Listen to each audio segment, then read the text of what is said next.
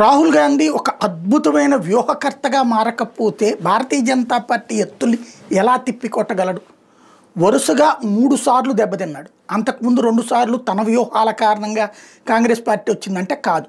అంతకుముందు ఉన్నటువంటి రాజకీయ పరిణామాలతో 2004లో అధికారంలోకి వస్తే 2009లో ఆ పరిస్థితులు డెవలప్ అయ్యి సక్సెస్ అయితే ఆ టైంలో సద్వినియోగం చేసుకోవడంలో విఫలమయ్యాడు. 14కి వచ్చేటప్పటికి తన వ్యూహంతో ముందుకెళ్ళి విఫలమయ్యాడు. 19లో తన వ్యూహంతో ముందుకెళ్ళి విఫలమయ్యాడు.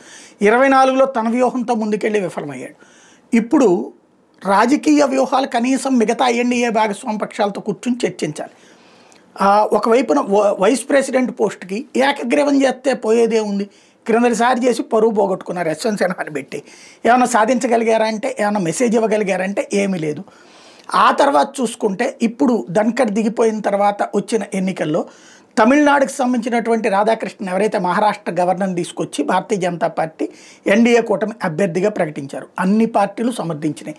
తటస్థ పార్టీలు అయినటువంటి వైసీపీ, బీజేడీ లాంటి వాళ్ళు కూడా సమర్థించారు.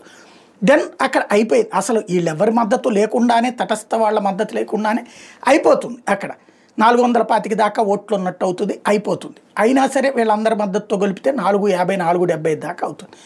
అట్లాంటప్పుడు సైలెంట్గా ఉంటే పర్లేదు. ఓకే, మనం ప్రజాస్వామ్యం అన్నాక ఎన్నికల్లో పోటీ ఉండి తీరాలి అనుకున్నాం.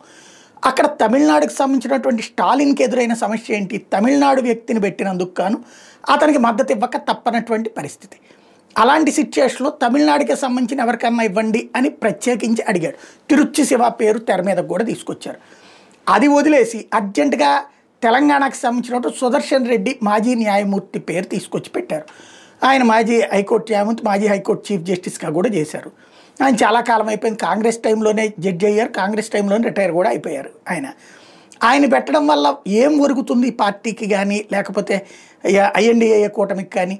ఇప్పుడు తమిళనాడు వాళ్ళు ఏం చెప్పుకుంటాడు అక్కడ స్టాలిన్? అంటే ఐఎన్డీఏ భాగస్వామ్య పక్షాలు దెబ్బతిన్నట్టే కదా. అక్కడ చెప్పుకోవడానికి సమాధానం లేని పరిస్థితి స్టాలిన్కి క్రియేట్ చేసినట్టే కదా. పోనీ ఈయన తెలంగాణ నుంచి, తెలంగాణలో కాంగ్రెస్ అధికారంలో ఉంది, అక్కడ కొత్తగా వచ్చే ఓట్లేమీ లేవు. టీఆర్ఎస్ ఎంపోని మద్దతు ఇచ్చేటటువంటి పరిస్థితి కాదు. ఇచ్చినా కూడా ఒరిగేదేం లేదు. 1, 2 రాజ్యసభ సభ్యులు తప్పించి వాళ్ళకేమీ లేదు. ఓవరాల్గా తీసుకొచ్చి ఇలాంటి టైంలో ఏం చేయాలి? అందరికీ ఆమోదయోగ్యమైనటువంటి వాళ్ళని తీసుకొచ్చి అవసరమైతే తటస్థులు కూడా ముందైతే ప్రచారం జరిగింది ఏంటి, ఎవరో ఇస్రో సైంటిస్ట్ని తీసుకొస్తున్నారు, లేకపోతే కనుక మైనార్టీకి సంబంధించిన వాళ్ళని తెస్తున్నారు, ఇట్లాంటిది అయింది. ఫైనల్గా వచ్చేటప్పటికి మొత్తం సీన్ మారిపోయింది.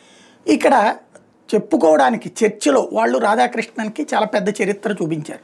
ఇక్కడ మనకేముందయ్యా అంటే చరిత్ర అనేటటువంటిది వచ్చేటప్పటికి మనం రాసుకుంటే పోలేదా అనేటటువంటి స్టేజ్ తీసుకొచ్చి ఓవరాల్గా వ్యూహం, రాజకీయంలో వ్యూహం ముఖ్యం.